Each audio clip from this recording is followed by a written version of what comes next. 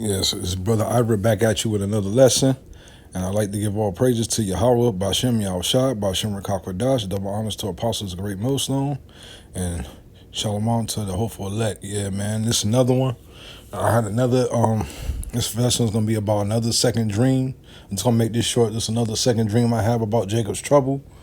Yeah, man. So, yeah, things are popping up, man, you know, and that's crazy because you got Donald Duck, you know what I'm saying? He said he's sending out, what? Hold on, let me get that. He said he's sending out more troops.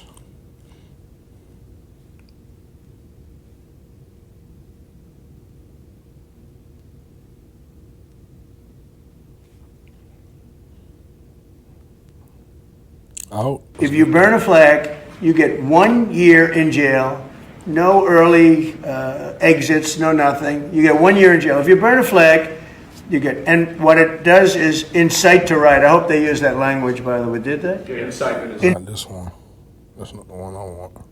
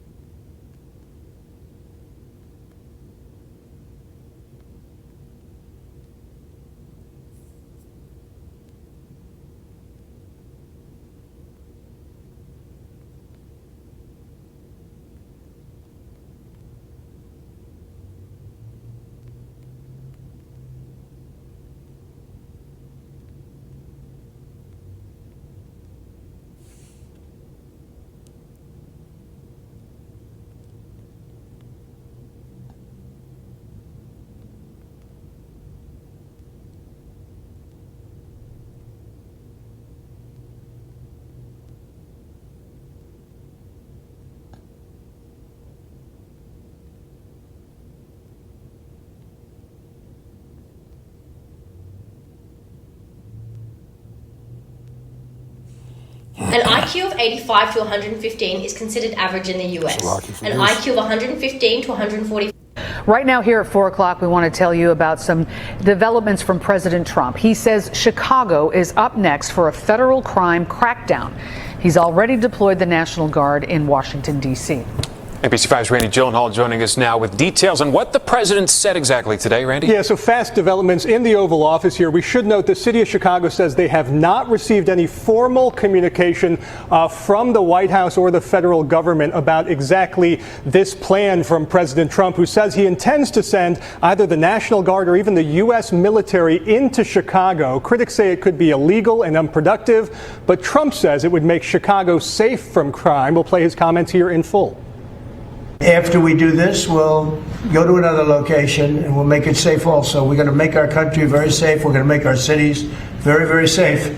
Chicago's a mess. You have an incompetent mayor, grossly incompetent, and we'll straighten that one out probably next. That'll be our next one after this, and it won't even be tough. And the people in Chicago, Mr. Vice President, are screaming for us to come. They're wearing red hats, just like this one, but they're wearing red hats. African-American ladies, beautiful ladies, are saying, please, President Trump, come to Chicago. Please.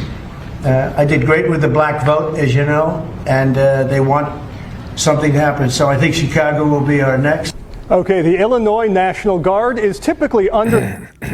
You see how this devil trying to play on the people's heartstrings? Lovely black African American ladies want us to come to Chicago to start. Like, he's saying, man, this dude the damn devil. The command of the governor, who would be J.B. Pritzker. The president could federalize the Guard, but only during things like massive unrest or civil emergencies. That has rarely happened in U.S. history. Now, Washington, D.C., that's unique. The Guard there does report to the president and has been deployed for a few weeks. Some of them will be armed, according to the Pentagon. But here in Chicago, police data shows that shootings, homicides, and robberies are all down about 30% this year. Just in, Chicago's mayor in a statement said unlawfully deploying the National Guard to Chicago has the potential to inflame tensions between residents and law enforcement. There are many things the federal government could do to help us reduce crime and violence in Chicago, but sending in the military is not one of them. Also, Governor Pritzker called the idea, quote, an authoritarian power grab of major cities. Trump has also threatened to send troops to New York City as well. Coming up at 6, we're going to hear from the chair of the Public Safety Committee, Alderman Hopkins, here in Chicago. He's been a critic of crime here, but says this is not the right move. He said, today I'm going to show you how to search for almost anyone with just their name. Many people are unaware. About 2,200 National Guard troops seen patrolling the nation's capital, spotted at train stations and outside national monuments. Defense Secretary Pete Hegseth says some of those troops are armed. They're armed, capable of defending themselves and others if need be, supporting law enforcement, and we're proud to be there, sir. The Guard stationed around tourist attractions and the metro, not in Washington's most high crime areas, according to reports. Police officials say crime in D.C. is at a 30-year low. Despite that, the president is calling the deployment of the National Guard troops a measure to address out-of-control crime in the nation's capital, also saying Chicago desperately needs help. See, Trump ain't motherfucking playing, but sooner or later, those troops is going to turn into foreign troops eventually, you know. So, just throw that out Illinois there. Governor J.B. Pritzker urging the president to back down. This is not about fighting crime. This is about Donald Trump searching for any justification to deploy the military in a blue city, in a blue state, to try and intimidate his political rivals. Trump is also threatening to send troops to New York and Baltimore, two Democrat-run cities. Baltimore Mayor Brandon Scott says his city was starting to see reduction in crime rates before Trump's initiative. The president could help us all continue to see this work go even further, because none of us are celebrating. We want crime to go down. Again, even further, we want to do it the right way. ABC's Rachel Scott questioning the president if he would send troops to red states. We've talked a lot about Democratic-run cities and states. Would you also consider sending the National Guard into red states and red cities that are also seeing high crime? Sure, but there aren't that many of them. If you look at the top 25 cities that for crime, just about every one of those cities is run by Democrats. Melissa Adon, ABC News, Los Angeles. All right, yeah, so I'm going to get some more insight of the dream that I had. See, the dream I had, man, it was crazy. It was a vision. I was, you know, and it was like in the dream, we was like at a house. At first, it was like the house that I'm in right now. It seemed like it was at the house that I'm in right now. But then in the dream, it seemed like at the same time I was at my aunt's house. You know what I'm saying? That you know, it's abandoned now. She passed. But I was like at her house too at the same time. It was weird. And it was like I was upstairs in the front room. So it was a whole bunch of troops, like UN troops, surrounded the house. So it was like a whole bunch of people. Now in the dream, it don't have to be my house. It could be another house. It just that was the dream. You know, it could be a whole nother house like somewhere else. You know what I'm saying?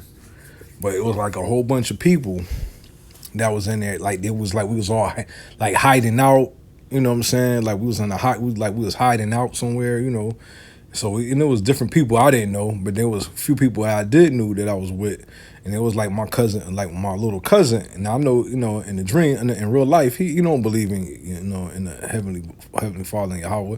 You know, he on that 5% of stuff. And there was another person that I knew too.